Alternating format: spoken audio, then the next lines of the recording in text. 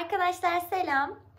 Bugün şöyle bir pompon aparatı ya da pompon makinesi ile karşınızdayım. Şimdi şöyle söyleyeyim.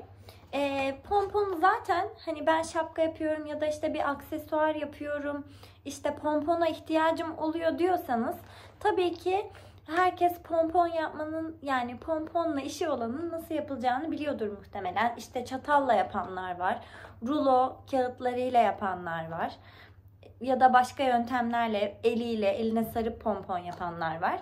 Ama bu arada reklam vesaire değil. Sadece ben aldım, çok memnun kaldım. Size de paylaşmak istedim. O yüzden bu videoyu çekiyorum. Şöyle bir pompon aparatı ya da pompon makinesi diyebileceğim bir alet aldım diyeyim. Gördüğünüz gibi 4 boyutu var. Bu boyutlarda istediğiniz gibi pomponlar yapıp yaptığınız şeyleri süsleyebilirsiniz. Ve çok uygun fiyatlı. Neden olmasın ki dedim. Yani ben şapka yapıyorum vesaire, bir şeyler örüyorum. Onların sağına sonra pompon çok güzel olur diyorum. Ama pomponlarım ya böyle eciş bücüş oluyordu ya da bir şey eksik yani. Çok böyle muntazam olmuyordu ya da aynı boyda pompon yapmak istediğim zaman bu beni zorluyordu açıkçası. O yüzden böyle bir şeye ihtiyaç duydum. Ve size de nasıl yapıldığını anlatmaya karar verdim. Şimdi hemen nasıl kullandığımıza bakalım. Bu arada şunu da söyleyeyim. Arkasında nasıl yapıldığına dair gösteriyor zaten ama yine de çok fazla anlamadım ben nasıl olacak diyorsanız tam olarak doğru videodasınız diyorum ve hemen yapımına geçiyorum. Evet arkadaşlar, az önce de gösterdiğim gibi şu şekilde, bakın şöyle açalım paketi.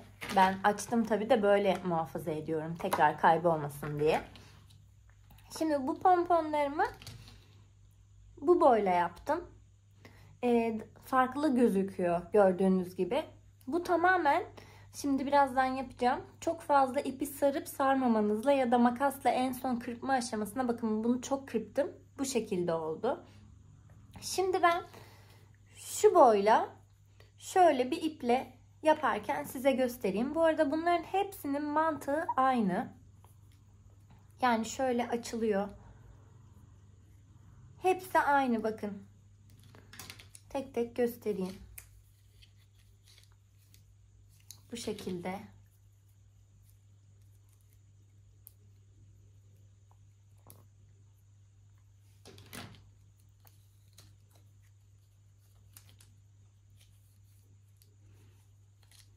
Evet. Şimdi şunları şöyle bir kenara alalım.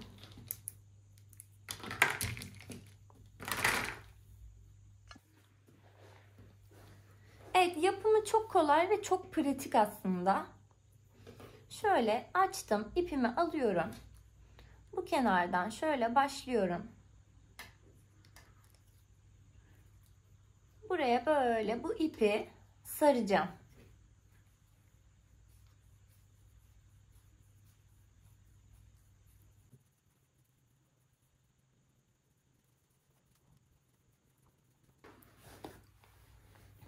Evet arkadaşlar, iki tarafına da şöyle iplerimi sardım. Şimdi makasla şuralardan şöyle kesiyoruz.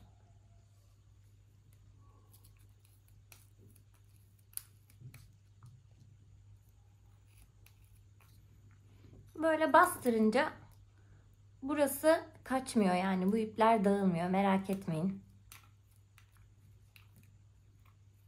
Makasım da biraz körmüş.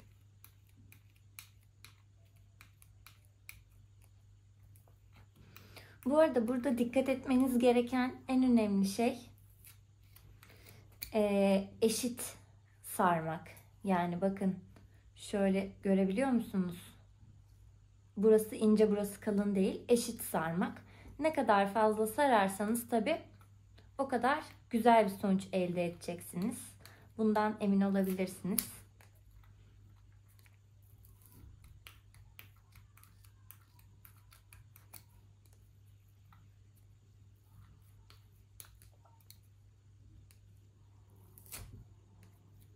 Bayağı kör makasla iş yapıyorum. Kusura bakmayın.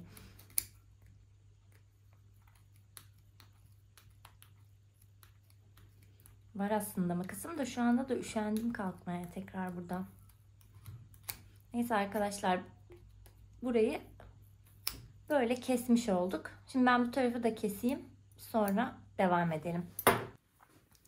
Evet arkadaşlar, iki tarafı da kestim. Gördüğünüz gibi aynı ipten şöyle uzun bir ip çıkartıyorum.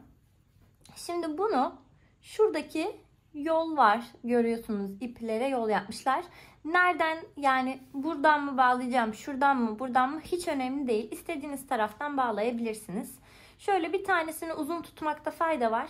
Kullanacağınız yere bu ipi, yani bu iple birleştirerek daha rahat işlem yapabilmeniz için. Şimdi ben bunları şöyle sıkıca düğümlüyorum.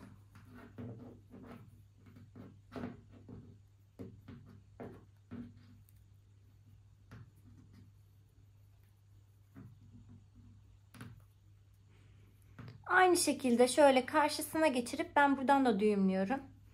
Yani bu seçenek, tabi bunu yapmayabilirsiniz de.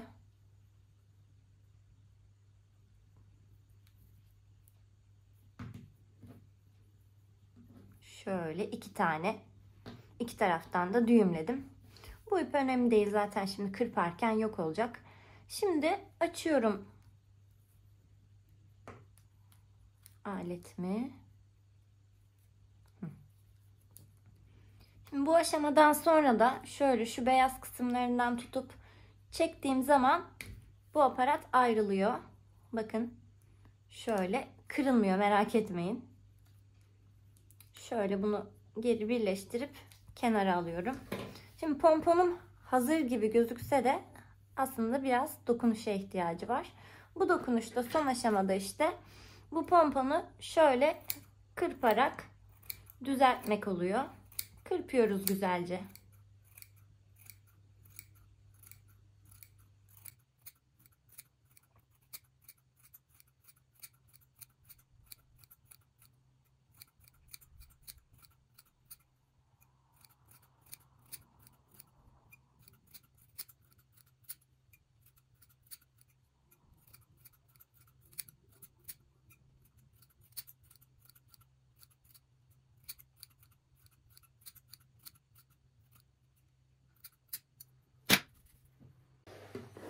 Evet, gördüğünüz gibi pomponum hazır.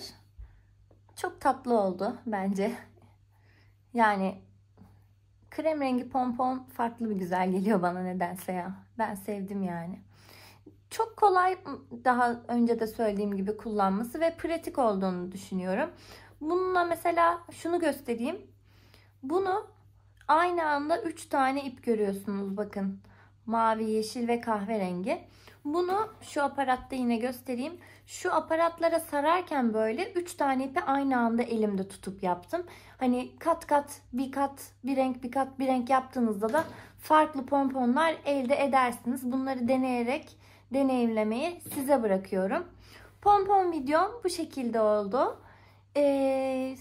İnşallah sizler de memnun kalmışsınızdır. Güzel anlatmışımdır. Anlattım diye tahmin ediyorum açıkçası. Bir başka videoda görüşmek üzere. Bu arada yorumlarınızı okuyorum ve işte şunu da anlatır mısın dediğinizde bunu dikkate alıyorum genelde. O yüzden siz de anlatmamı istediğiniz ekstra farklı bir örgüyle, dikişle, bir şeylerle ilgili eğer benim ilgi alanıma giren bir konu olursa yazmayı unutmayın diyorum. Ve bir başka videoda görüşmek üzere. Hoşça kalın.